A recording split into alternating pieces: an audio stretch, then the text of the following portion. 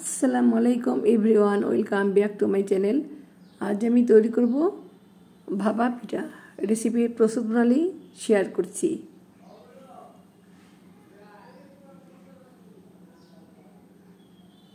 এখানে আমি 500 গ্রাম আতপ চালের গুঁড়া নিয়েছি।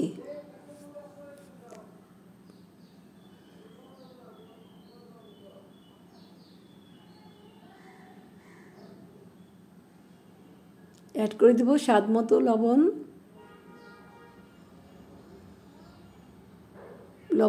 গুঁড়ার সাথে মিশিয়ে নিব।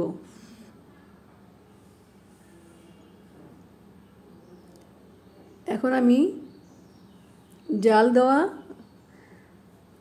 তরল দুধ দিয়ে গুঁড়াটা মেখে নিব। আমি ধীরে ধীরে দিব আর মেখে নিব। অ্যাড করে দেব কোরানো নারকেল।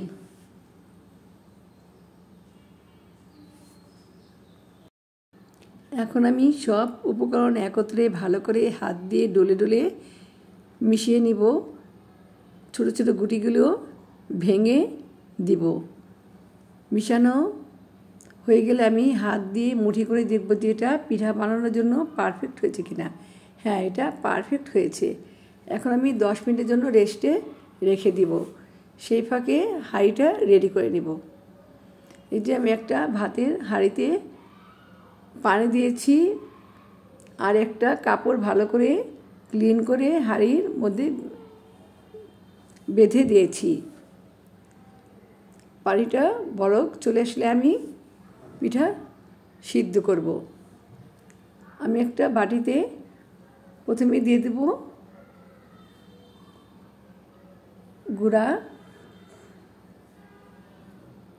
অ্যাড করে দেব খেজুরের গুড়,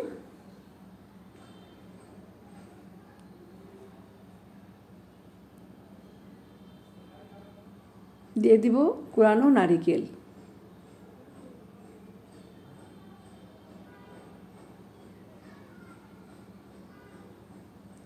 আবার গুঁড়ার লেয়ারটা উপর দিয়ে দিব। আমি সব দিকে সমান করে দিব। আলতো করে হাত দিয়ে চেপে চেপে দিব।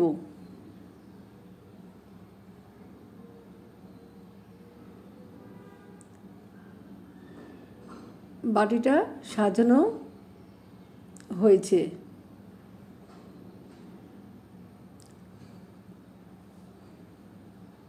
এখন আমি একটা কাপড় ক্লিন করে ভিজা কাপড় দিয়ে বাটিটা বেঁধে দেব, যেন গুঁড়া ভেঙে না যায়, ছড়িয়ে না পড়ে।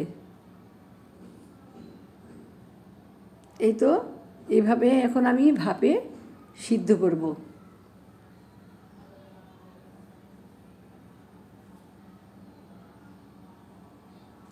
এখন আমি সরাসরি এই হাঁড়ির উপর দিয়ে দিব। একটু হাত দিয়ে ঝাঁকুনি দিয়ে দিব। ধীরে ধীরে বাটিটা তুলে ফেলবো যেন পিঠাটা ভেঙে না যায়।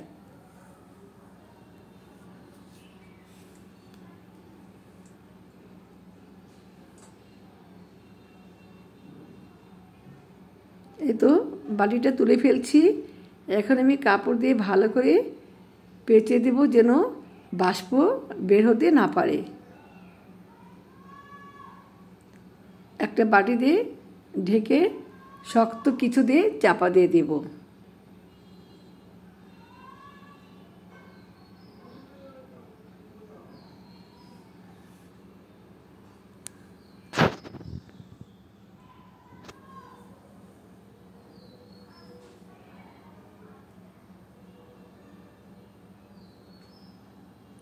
আমি একটা আমন্ড দিস্তা দিয়ে চাপা দিয়ে দিয়েছি। ফিরে আসবো 10 মিনিট পর।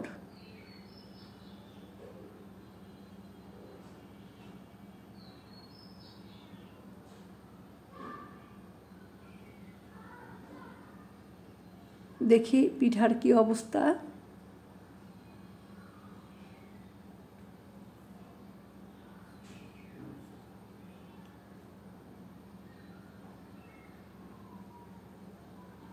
হ্যাঁ, পিঠাটা সুন্দর সিদ্ধ হয়েছে, বড় একটা পিঠা,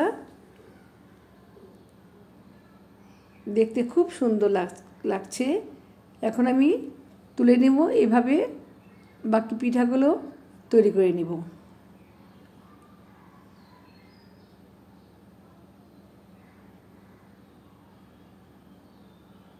তৈরি হয়েছে ভাপা পিঠা। আশা করি ভিডিওটি অবশ্যই ভালো লেগেছে। যদি ভালো লাগে please like, comment, share, subscribe করে আমাকে সাপোর্ট করে আমার সাথেই থাকবেন। সবাই ভালো থাকবেন, সুস্থ থাকবেন, আমাদের জন্য দোয়া করবেন। আল্লাহ হাফেজ।